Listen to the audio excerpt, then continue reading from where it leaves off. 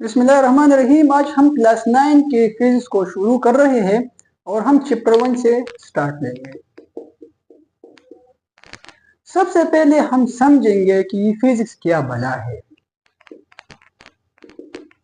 Physics के अंदर तीन चीजें बहुत जरूरी है। एक है मैटर, दूसरी एनर्जी, तीसरा इन दोनों के बीच में क्या ताल्लुक है, क्या याराना है।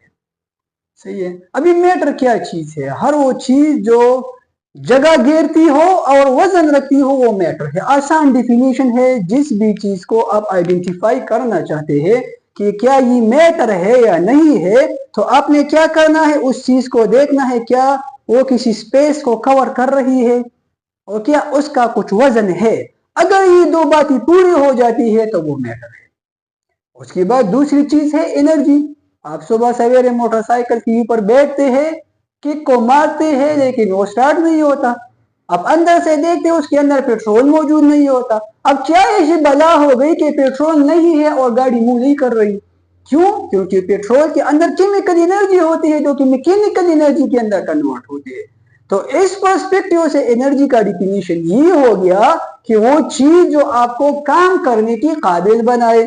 इसके ऊपर पूरा चैप्टर आ रहा है, परेशान ना हो, एनर्जी को हम डिटेल से पढ़ेंगे। और फिर आ जाता है आइंस्टाइन बाबा। आइंस्टाइन बाबा ने फरमाया था कि E is equal to mc square. E क्या है? एनर्जी। M क्या है? मास। C क्या है? It is speed of light, जो कि है 3 टू द पावर 8 मीटर पर सेकंड। और ये इसके ऊपर क्या आ रहा है? अपने मैथ्स में पढ़ा होगा, ये स्क्वेयर है। मतलब इस चीज को दो मतलब एक दूसरे के साथ मल्टीप्लाई करो। तो आइंस्टाइन ने कहा था कि अगर आप किसी ऑब्जेक्ट को, किसी मास को उठाते हो और उसको square of speed of light के साथ फेंकते हो तो वो पूरा का पूरा एनर्जी में कन्वर्ट हो जाएगा। मिसाल के तौर पर आपने 1 kg बॉल को उठाया और उसको square of speed of light के साथ फेंका और वो पूरा का पूरा एनर्जी के साथ उसका रिलेशन बिल्ड हो गया, वो एनर्जी के अंदर कन्वर्ट हो गया। बॉल गायब हो गया, एनर्जी पैदा हो गई। और इसका इनवर्स पर्सपेक्टिव क्या होगा कि अगर आप एनर्जी की स्पेसिफिक मिकदार को उठाते हैं और किसी टाइम पर साइंस इसमें कामयाब हो जाए कि वो उस पूरी की पूरी एनर्जी को समेट कर उसको एक कंपैक्ट शक्ल के अंदर ले आए तो फिर तो एनर्जी मास बन गई।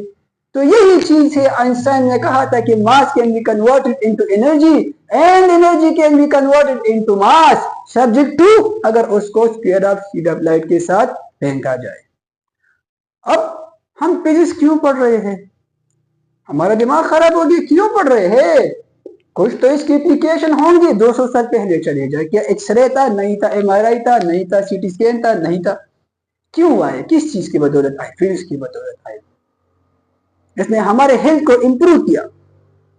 इसके अलावा इसने टेक्नोलॉजी के ऊपर काम किया। इंटरनेट फिजिक्स की देन है सर, मोबाइल फिजिक्स की देन है सर, कंप्यूटर फिजिक्स की देन है सर, आप जिस AC के नीचे बैठे हुए हैं ये फिजिक्स की देन है सर, आप जिस बिल्डिंग के अंदर बैठे हुए हैं उसके कंस्ट्रक्शन का डिजाइन भी फिजिक्स की रूल्स के ऊपर हुआ है सर। एग्रीकल्चर के अंदर जो इंप्रूवमेंट्स आ रहे हैं, जो टेक्नोलॉजी नई नई बन रही है, किस वजह से हुआ सर? ये जो मुल्क एक दूसरे के साथ लड़ रहे हैं, मॉडर्न टेक्नोलॉजीज बन रही है, किसकी बदौलत हुआ सर? एटम बम किस चीज की बदौलत बना सर? तो फिजिक्स को हम इसलिए पढ़ते हैं।